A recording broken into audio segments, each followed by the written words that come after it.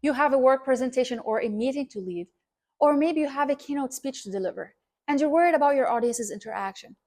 You're anxious about how are you going to able to grab your audience's attention from start to finish. In this episode, I'm going to share with you high value public speaking skills that you must apply to own the room as a speaker and grab your audience's attention from start to finish.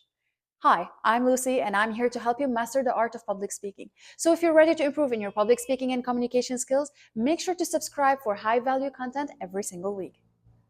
The first public speaking skill: use 3 long enough pauses.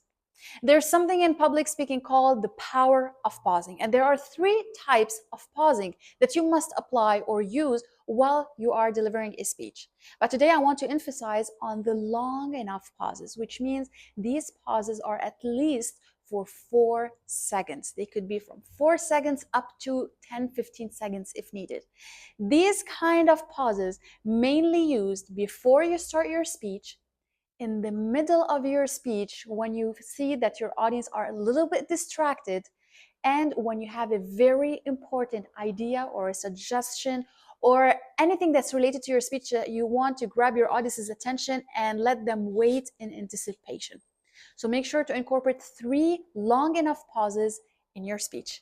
Number 2, nonverbal communication skills. You will connect and communicate with your audience through your nonverbal communication skills as well. And this is almost 55% of your connection with your audience come through your body language. Now, the nonverbal communication skills are not only your body language. It's related to the use of stage. Your body language includes your posture, your eye contact, your gesture, and your face expressions. And as well, one of the underrated non-communication skills is listening.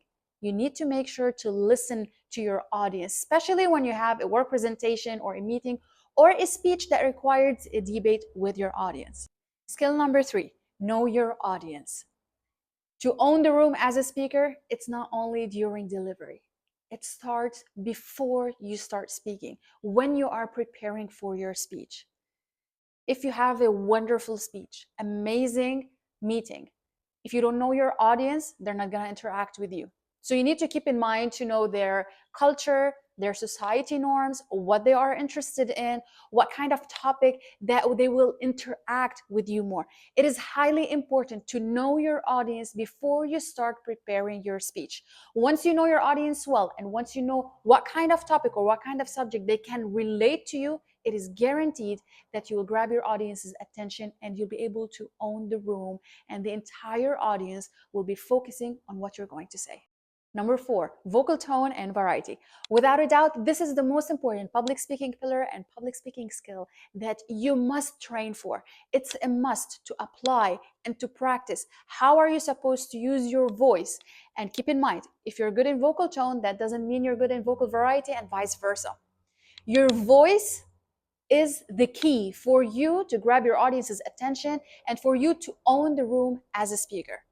So put the same energy, if not even more, on practicing how are you supposed to use your voice as a speaker, as much as you need to know your materials, you need to know your audience, and you need to memorize and prepare your speech very well. Mastering your vocal instrument is the key for you to be a successful speaker. Number 5, engage with your audience. This is a very important skill that you must apply, especially if you are delivering a work presentation or leading a meeting.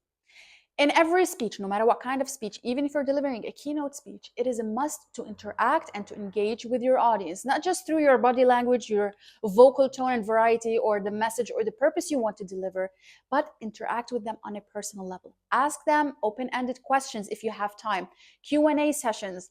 Ask them a question with call to action. For example, by a show of hands, how many of you believe in slow living? If you ask your audience, how many of you believe in slow living, nobody is going to interact with you. But if your question is followed by a call to action before or after the question, like by showing hands, you are going to see a very nice interaction from your audience. When you interact with your audience through questions, examples, games, Q&A, or any other kind of interaction you would like to add to your presentation, to your meeting, or to your keynote speech, Your audience are going to interact with you on a personal and a deeper level. They are going to see themselves as part of your speech. They're going to connect with you, and you are going to lead by example. You will show a good communication skills, good leadership skills, and definitely you will grab your audience's attention from start to finish, and you will own the room as a speaker. Being heard is one of the common fears speakers face. But it's a guarantee that if you implement these 5 public speaking skills, no matter what kind of speech you're delivering, whether it's a keynote, leading a meeting, or delivering a work presentation, you will grab your audience's attention from start to finish, and you will own the room as a speaker. If you find this episode helpful, make sure to give it a like and subscribe to my YouTube channel for more high-value content every week. I'm gonna leave another link right here to 7 habits that you can implement to become a better speaker. Thank you so much for watching, and I'll see you next time.